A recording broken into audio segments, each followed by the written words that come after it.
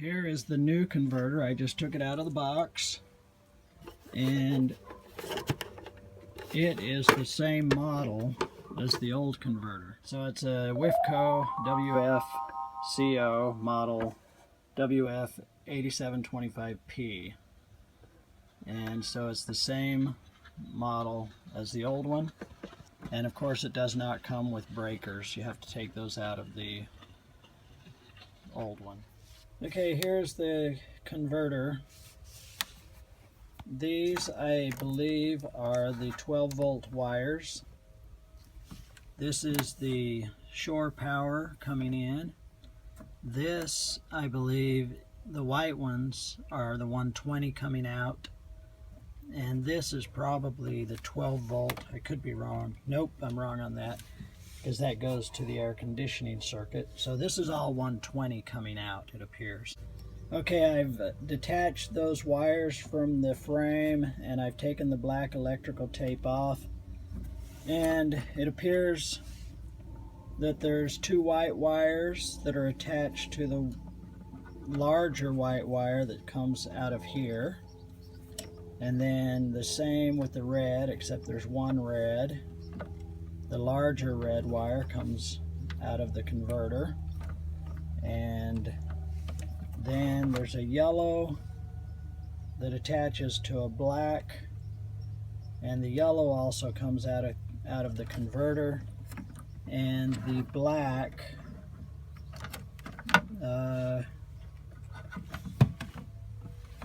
goes to the switch.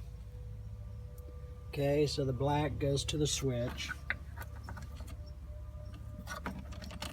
from the yellow. The green out of the converter attaches to the purple wire, and then the blue out of the converter attaches to two black wires. One of the black wires has the fuse on it, and the other is just a regular black wire.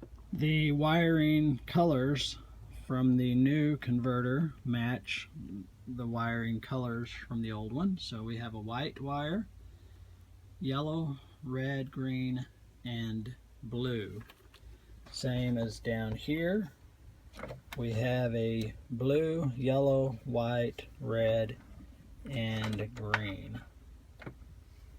I'm going to go ahead and take the old one out before I unhook any wires. And I've made sure that I've not plugged the power cord into the shore power. So we have no power coming in, and also the battery is disconnected. I'm going to remove the old converter, and I think that I first removed those two screws down there at the bottom. Not entirely certain, but we'll find out. Okay, removing those two screws made it possible to take the faceplate off, exposing the other screws, the 4 screws, 2 on either side, that need to be removed in order to pull the old converter out. Okay, I've removed the 4 screws, and I also wanted to note that I only have one breaker, and it's a dual breaker, a 15 amp on one side and a 20 on the other. I will take it out as well. It looks like there's one screw holding it in, but it should also clip in the back. The top should come out first.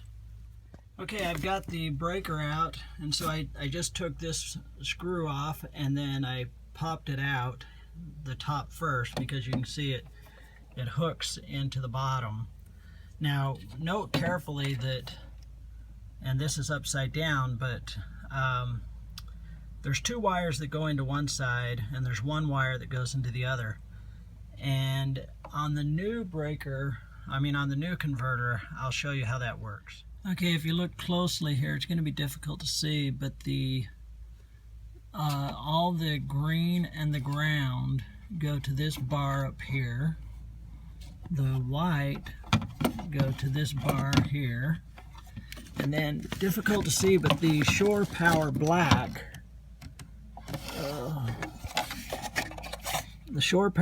goes to the bar in the back there, the silver bar there. That's where the circuit breaker clips to on top.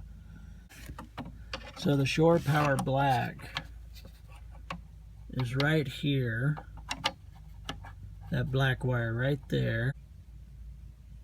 So it goes down to this bar right there, okay, in the back. And so green from the shore power goes up here. All the coppers go here. The white from the shore power goes here. And the white from the 12 volt or 120, I mean, go here. So on the circuit breaker, and of course it's upside down right now, but the two wires come into the 15 amp side. The one single wire goes into the 20 amp side. Now you'll notice that on the new converter, this 15 amp double wire will have a pigtail end that doesn't go anywhere right now, okay? The other end goes inside the box, but this end doesn't go anywhere. But that will need to go to these wires that are wire netted here. Okay, now I'm going to remove the shore power from the back. I'm hoping that it'll just pop off, and the same with this house wire set. Just pop it off the back. Okay, I've got the two wiring sets popped out. A little more difficult to pop out than I expected, but I think they're reusable just fine. They've got tabs that hold them in. You can see the tab there. And kind of had to push down on the wire a little bit to get the tab to release on both of them. So anyway, they're loose. I've got all the white wires disconnected from the grounding panel, and I broke the grounding panel because I could not get the white shore wire removed, and they've used some sort of a square-headed screw here, and I've tried to use flathead screwdriver with it, and most of the time it worked, but this one was just too tight. So I had to get a pair of pliers onto it, and that broke the bar. But that's all right. It's of no value to me anyway. Disconnected the first ground from the ground panel, and it turns out it's this ground wire that goes into the top of the converter box and then goes down through that hole, I assume to connect to the frame or something, but it came off. You can probably see it right here. Came off that that bar right there. I've now got all the ground wires removed, and so now you can more clearly see where the black power from the shore line comes in. I'm going to remove that with an Allen wrench. With those wires all disconnected, I can now pull the wires back out through, but be aware that this wire nut is also connected to that pigtail end of the 15 amp, so we want to remember that. Okay, I've pulled the wires through and out of the converter, so here they are on the other side. So here's the white wires, the ground wires that we talked about. This black wire goes to the 15 amp side of the circuit breaker, and I went ahead and cut this pigtail piece off just to make it clear to me where it goes, because it goes into this group of red wires that are wire netted.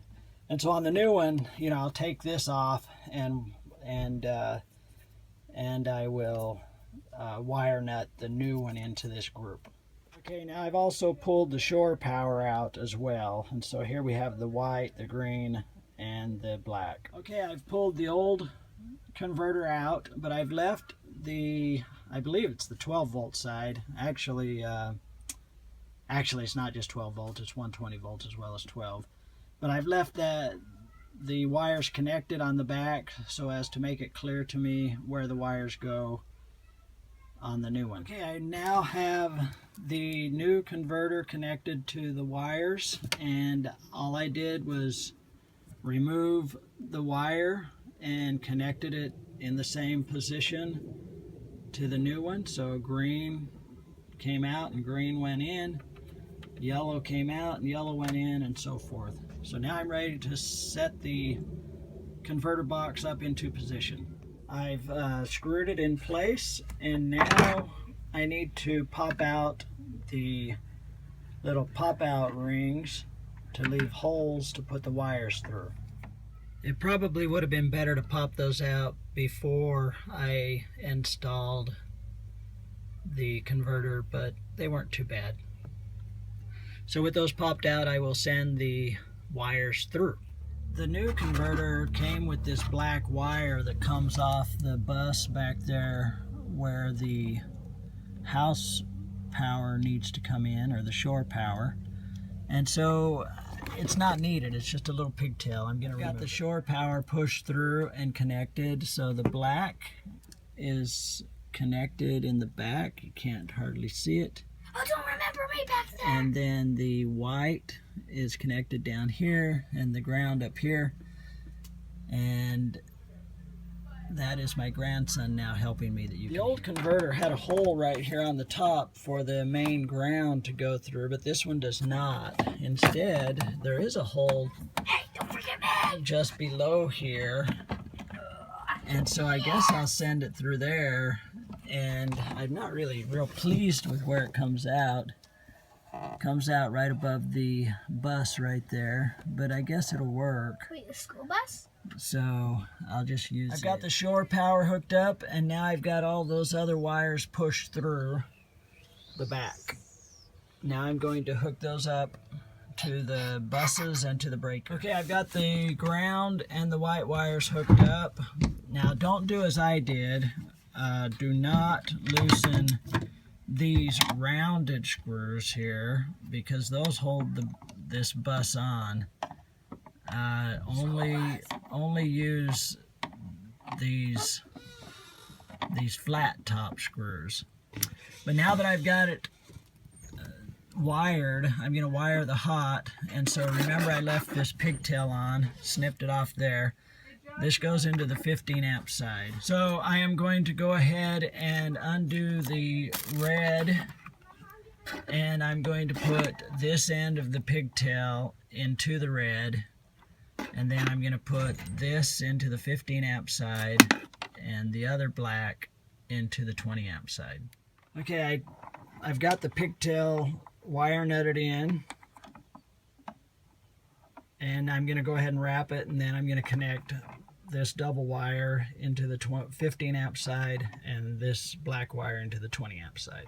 It's now wrapped, and the double is in the 15 amp side and the 20 has the single wire. I'm now going to snap it in place.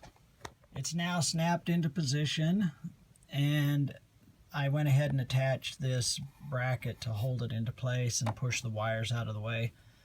And now I will put the faceplate on. With the faceplate on, I will now transfer the fuses from the old one to the new one. I've got the wires back in the holding bracket, and they originally had them over the top of the fan. That didn't make a lot of sense to me, so I've moved them over here a little bit to give the fan clearance. And so now it's ready to test. I've got the fuses in their correct positions as well. So I'm going to go ahead and try it out. Okay, I checked it out and everything works great. So time to put everything away.